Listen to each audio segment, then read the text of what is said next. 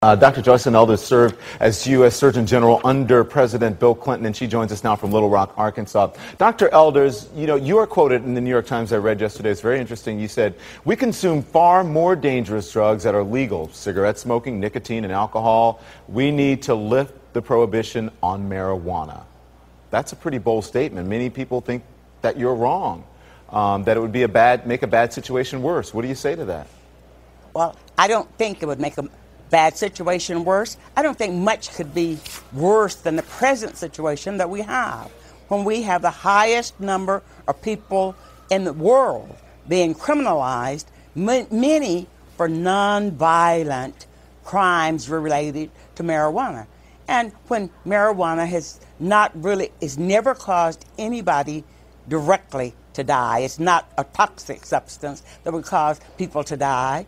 And I just think that we could, as was said earlier, we can use our resources so much better. And I think we need to legalize marijuana for adults and tax it so we can use the money for much better things. Make it such that you can't smoke around children or in front of children. You can't sell. It's illegal to sell it to children. And I just think that this is the thing that we should do, rather than grabbing up young people, throwing them in prison. They lose their opportunity to ever get a federal scholarship, and that's just, to me, that's just wrong. But what about the health concerns? What about possible secondhand smoke and all of those concerns?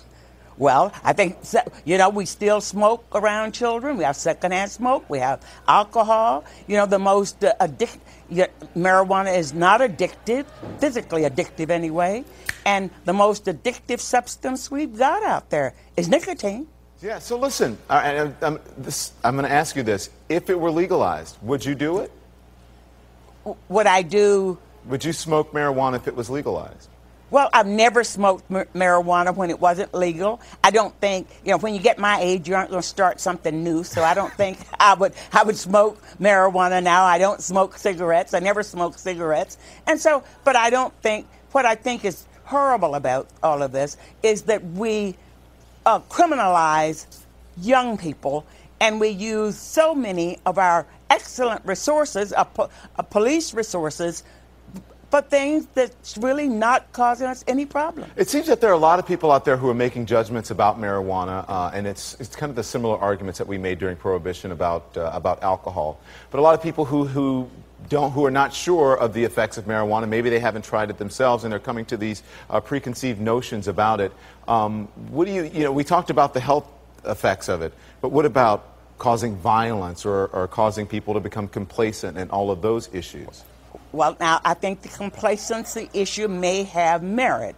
There is no problem. Nobody says that marijuana causes violence, whereas we know alcohol can certainly cause much more aggressiveness. If you go out in the streets, you aren't as likely to hurt somebody from using marijuana as you are using alcohol. As far as your own personal health concerns, it says it's never caused any death. It's never caused anybody to die that we know about directly from the physical parts of marijuana.